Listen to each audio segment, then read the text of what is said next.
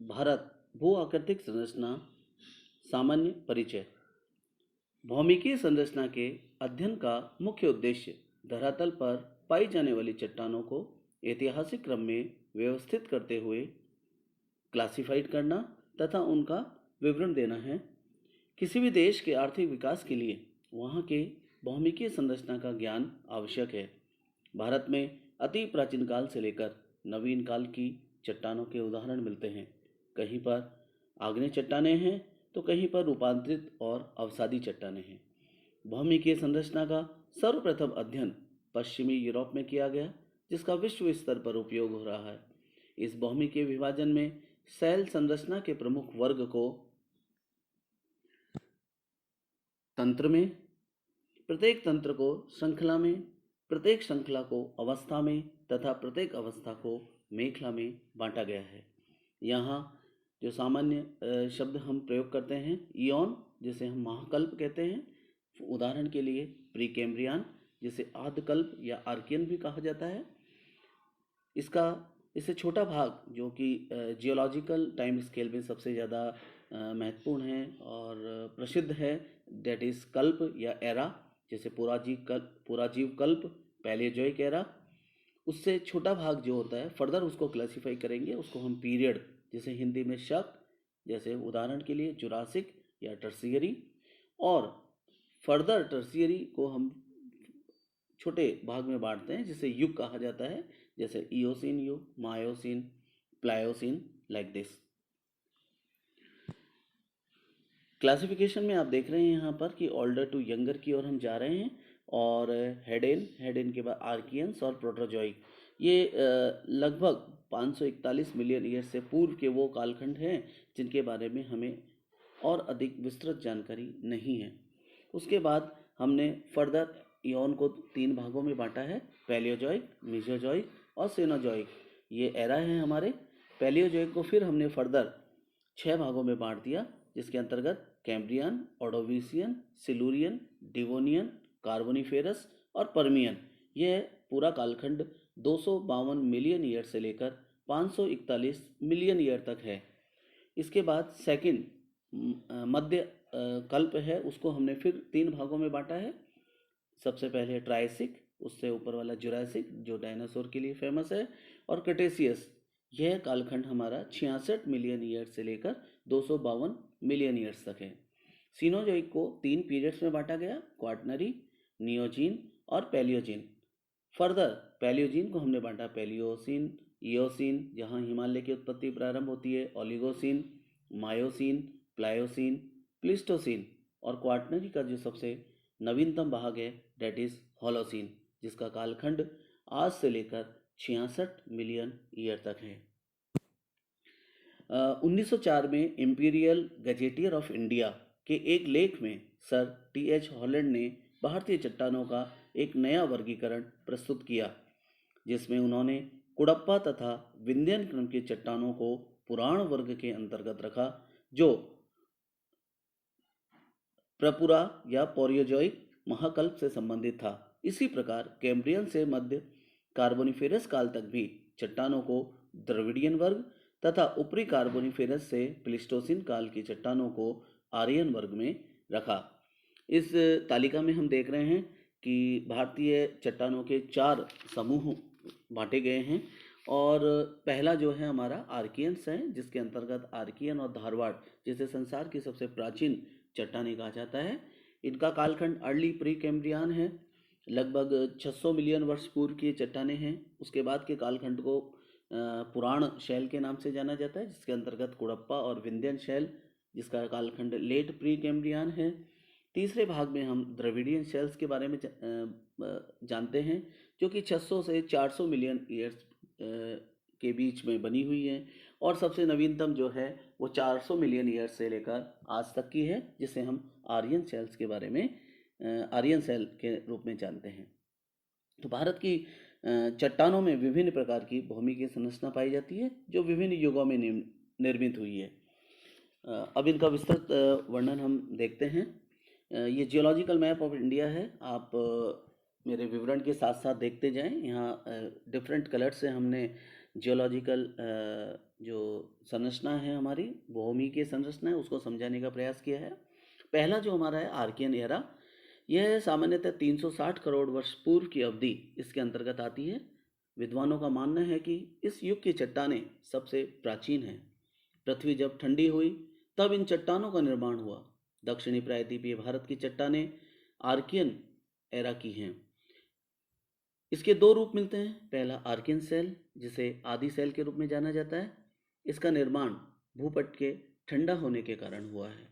ये आप जो डार्क ब्राउन कलर में चट्टानें देख रहे हैं, ये सब प्री कैम्ब्रियन कालखंड की चट्टानें हैं, जिसके अंतर्गत दक्षिण भारत, आंध्र प्रदेश के ऊपर वाला भाग, छोटा नागपुर के नीचे, और गुजरात और राजस्थान के बीच का जो ये भाग है, मध्य प्रदेश की सीमा से लगता हुआ, यहाँ पर आर्कियन सेल्स की चट्टानें पाई जाती हैं। दूसरा इसका भाग है धारवाड़ शैल, जो आद्य महाकल्प के अंतिम चरण में आर्कियन सेलों के विखंडन एवं अपर्दन तथा उनके समुद्री भागों में निक्षेपण के कारण परतदार चट्टानों के रूप में और फिर परतदार चट्टानों का पुनः रूपांतरण होने के कारण डेवलप हुई हैं। इस कालखंड के चट्टानों में जीवाश्म नहीं मिलते हैं। ये इंपॉर्टेंट बात है कि यहाँ जीवाश्म नहीं मिल रहे हैं, और इसका अर्थ ये निकलता है कि ये कालखंड वो था जब इस धरातल के ऊपर जीव नहीं थे। ये रूपांतरित प्रकार की चट्टानें हैं। दूसरा हमारा कालखंड है वो पुराण महाकल्प है। यह युग पूर्व कैम्ब्रियन युग से संबंधित माना जाता है। लगभग 250 करोड़ वर्ष पूर्व से 60 करोड़ वर्ष पूर्व की अवधि इसके अंतर्गत आती है। आदि महाकल्प की समाप्ति और पुराण महाकल्प के बीच एक लंबा समय व्यतीत हुआ है। धारवाड़ क्रम की शैलें अपर्दन और अपक्षय से घिस घिस कर नीचे हो गई। इन्हीं के ऊपर पुराण युग की चट्टानों की रचना हुई है। इस काल की शैल भी जीवाश्म रहित है। यद्यपि इस समय पृथ्वी पर जीवन का आविर्भाव हो चुका था, जीवन की उत्पत्ति हो चुकी थी। इस कालखंड में कुड़प्पा, विंध्य समूह आदि से संबंधित चट्टानें आती हैं। यहाँ इस डायग्राम में आप देखेंगे कि गोंडवाना एंड विंध्यन जो देख रहे हैं आप, ये ऑरेंज पिंक कलर का जो पोर्शन आपको दिखाई दे रहा है, ये कुड़प्पा और विंध्यन क्रम की चट्टानों का, जोधपुर की जैसे मालानी सीरीज, छोटा नागपुर पठार के पास का कुड़प्पा जिला आंध्र प्रदेश के अंदर है, उसी के आधार पर इसका नाम कुड़प्पा शैल पड़ा है। तो ये पूरा का पूरा क्षेत्र है, आपको इसमें नज़र आ रहा है, जहाँ पर पुराण कालखंड की चट्टानें देखने को मिलती हैं। तीसरा जो महाकल्प है चट्टानों के बारे में, वो है द्रविड़ शैल समूह। कैम्ब्रियन से लेकर मध्य कार्बोनिफेरस युग का समय इसके अंतर्गत आता है। यह युग लगभग 60 करोड़ वर्ष पूर्व से लेकर 35 करोड़ वर्ष पूर्व तक की अवधि से संबंधित है। इसे प्रथम महाकल्प या पैलियोजॉइक, जिसे पुराजीव कल्प भी कहा जाता है। इस काल की चट्टानें प्रायद्वीपीय भाग के बाहरी भागों में पाई जाती है। प्रायद्वीप पर इस काल में निर्मित चट्टानें क्यों नहीं हैं? इस संबंध में विद्वानों का मानना है कि प्रायद्वीप पर भी विंध्यन युग के बाद इस काल की अवसादी शैलों का निर्माण हुआ था, लेकिन अनाच्छादन की प्रक्रिया के कारण अब इन शैलों का कोई अवशेष नहीं रहा है। हिमालय प्रदेश में द्रविड़ युग की अवसादी शैलें पाई जाती हैं। द्रविड़ महाकल्प की शैलों को दो भागों में बांटा गया है, प्राचीन पुराजीव कल्प और नवीन पुराजीव कल्प। प्राचीन पुराजीव कल्प की शैलें कैम्ब्रियन, ऑर्डोविशियन तथा सिलुरियन काल से संबंधित है। इन शैलों में जीवों के अवशेष मिलते हैं। कैम्ब्रियन युग की चट्टानें जैसे सॉल्ट रेंज पाकिस्तान में, हिमालय प्रदेश के कांगड़ा, कश्मीर में बारामूला क्षेत्र, कुमाऊं में स्लेट और चूना पत्थर क्षेत्र, उत्तराखंड में गरख्यांग क्षेत्र में पाई जाती हैं। कैम्ब्रियन शैलों के ऊपर कश्मीर तथा स्पीति घाटी में ऑर्डोविशियन तथा सिलुरियन काल की चट्टानें पाई जाती हैं। नवीन पुराजीव कल्प के अंतर्गत डेवोनियन तथा कार्बोनिफेरस युग की चट्टानें आती हैं। ये शैलें स्पीति घाटी, कश्मीर, कुमाऊं, शिमला तथा गढ़वाल क्षेत्र में पाई जाती हैं।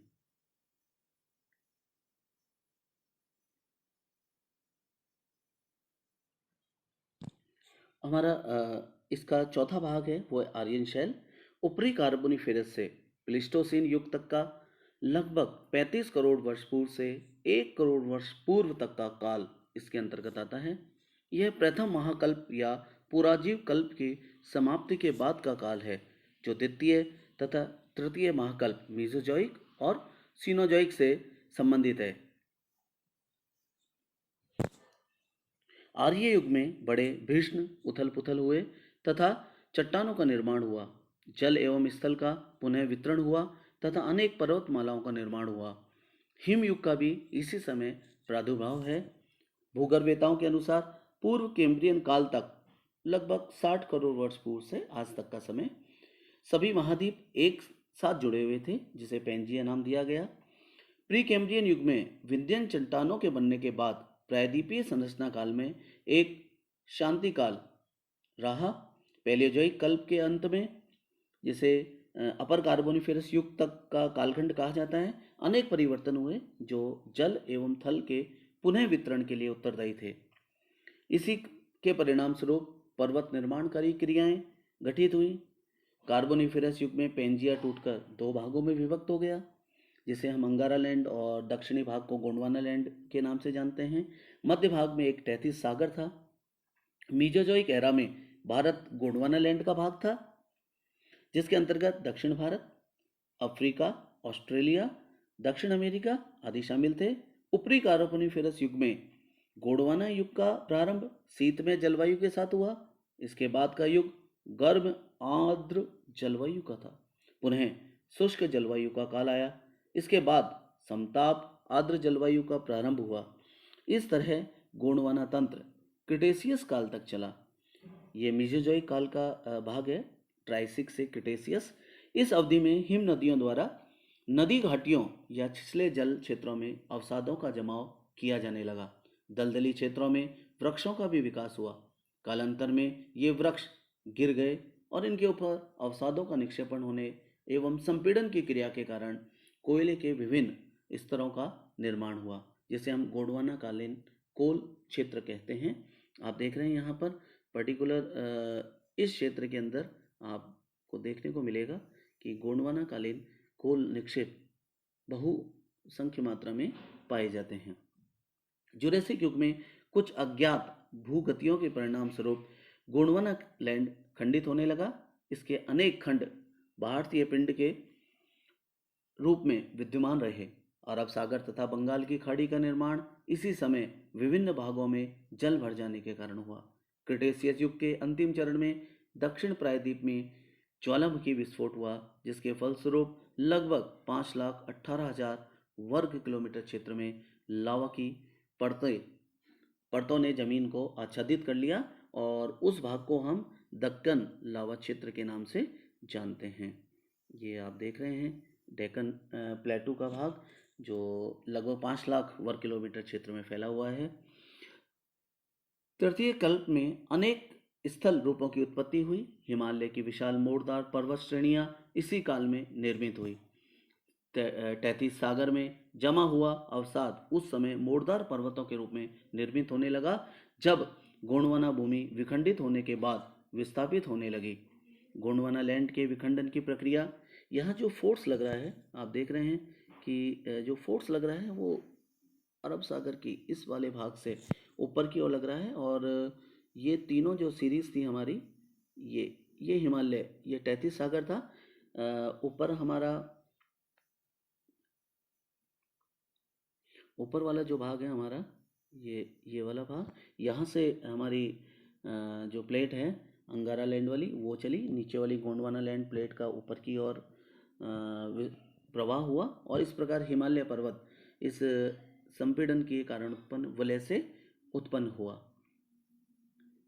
गोंडवाना लैंड के विखंडन की प्रक्रिया जुरेसिक काल में प्रारंभ हो गई थी। विखंडित पिंड हजारों वर्षों में धीरे धीरे विस्थापित हुए, जिससे उनके द्वारा डाले गए दबाव से 33 सागर में अवसाद विशाल मोड़दार श्रेणियों के रूप में डेवलप हुआ। हिमालय का निर्माण हम सभी जानते हैं कि 3 चरणों में हुआ है। इयोसिन अंतिम चरण में प्राचीन परतदार और रवेदार चट्टानों के केंद्रीय आधार का निर्माण, जिसे हम बृहद हिमालय का उत्थान कालखंड कहते हैं। दूसरा मायोसिन, इस कालखंड में मध्य श्रेणी का उत्थान हुआ। और तीसरा है प्लीस्टोसिन, जिसमें शिवालिक श्रेणी का निर्माण हुआ। तटीय कल्प की सभी चट्टानें समुद्रीय हैं। प्लेस्टोसीन युग में शीत जलवायु की उत्पत्ति हुई। उस समय उत्तरी तथा मध्य एशिया पर विशाल हिम नदियों का आधिपत्य स्थापित था। हिमालय क्षेत्र भी हिम युग से प्रभावित था।